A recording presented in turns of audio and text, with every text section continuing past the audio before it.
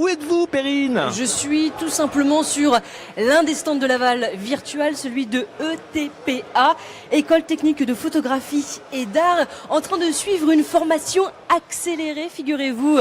Mon cher Jacques, en compagnie d'Alexis, référent de section pour le game design.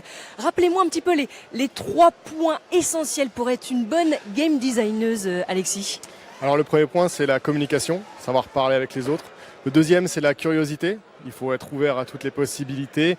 Et la troisième, c'est être cultivé. Il va falloir apprendre plein de choses, découvrir, lire, se renseigner pour pouvoir avancer vite dans ce métier.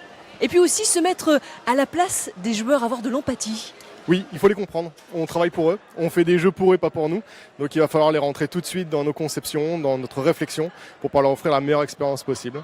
Parlez-nous de l'école ETPA, une école qui propose différentes formations et depuis 5 ans, la formation de l'école de game design. Exactement, donc nous on est situé à Toulouse, on est la seule école de game design du groupe. C'est une formation continue en 3 ans, donc nos étudiants vont réaliser 5 projets pendant tout le cours de leur formation. On va les initier à la programmation, on va les initier à la partie graphique, non pas pour en faire des techniciens dans ces domaines-là, mais plutôt pour qu'ils comprennent les contraintes de chacun des métiers, pour être de bien meilleurs game designers et pour pouvoir créer des concepts qui derrière pourront être réalisables. Ils sont réalisables, ils sont même bluffants. Sur notre page Facebook France Bleu Mayenne, vous apercevez justement les différents projets d'élèves. Vous pouvez aussi les retrouver sur le Facebook de France 3 Pays de la Loire. Alors concrètement, quel est le rôle, Alexis, d'un game designer ? Bien, le game designer, c'est un créateur d'expérience. L'idée derrière, c'est de pouvoir créer des expériences qui soient positives, qui soient amusantes, divertissantes pour le public. Alors ça peut être des joueurs, mais ça peut être aussi des spectateurs, ça peut être des utilisateurs. Un game designer rentre aussi dans le domaine de l'application, du virtuel, de notre présence ici, la réalité virtuelle. Dès qu'il s'agit de faire une expérience qui va être vraiment divertissante sur l'interface ou sur l'animation ou des effets spéciaux, on est là, on est derrière. Quand j'entends game designer, je me dis allez hop, jeux vidéo. La plupart du temps, oui. Mais aujourd'hui, en 2018, ça s'ouvre un peu. On va toucher beaucoup plus de domaines d'application qu'avant. Ou du moins, on essaie. Sur la partie, par exemple, visite architecturale pour tout ce qui va être architecture. Visite virtuelle. On va les gamifier. Pour tout ce qui est site internet, on va les gamifier. Pour tout ce qui va être industriel, rendre les expériences pour les utilisateurs plus ludiques. Voilà, on est là. Et puis évidemment, jeux vidéo, serious game, jeux publicitaires. Le métier est mal connu, méconnu, game designer, game designeuse. L'école ETPA comprend combien d'élèves ? Alors aujourd'hui, sur notre section à nous, on est 150, j'ai 150 étudiants.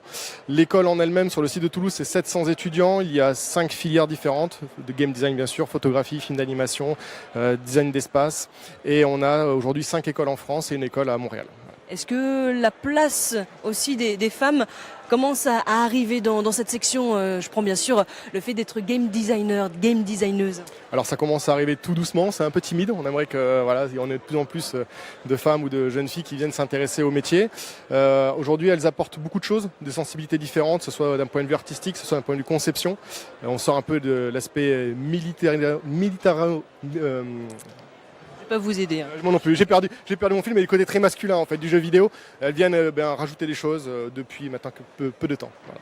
On apprend tout simplement en étant game designer à fabriquer des jeux vidéo, on s'intéresse au scénario, à la réalisation. C'est assez bluffant et les projets d'élèves le montrent. Ici, je vous invite vraiment à tester puisqu'il y a entre autres des jeux qu'on peut tester. Les manettes sont présentes, on les voit, on fait le tour avec vous Alexis. Les manettes sont ici présentes et puis on trouve différentes brochures pour comprendre aussi tout ce qui se passe au sein de cette école ETPA. Vous êtes ici présent tout au long de week-end. Alors si ça vous intéresse, si vous souhaitez en savoir plus, je me doute que certains parents, certains jeunes vont venir vous voir. Est-ce qu'il y a des débouchés après ces 3 ans en tant qu'école et en tant que formation de game design ? Alors aujourd'hui, nos étudiants, la plupart du temps, sont recrutés par les gros studios AAA. On parle de Ubisoft par exemple, Every Tower, Eden Game, etc. Mais il y a des domaines d'application plus larges. Agences de communication pour tout ce qui est événementiel. On va retrouver les industriels. On va retrouver les petits studios indépendants qui ont plein d'activités différentes et où le game designer peut rentrer et donner son savoir-faire. Jacques, je vais continuer cette formation accélérée en compagnie d'un expert, Alexis, référent de section pour le game design.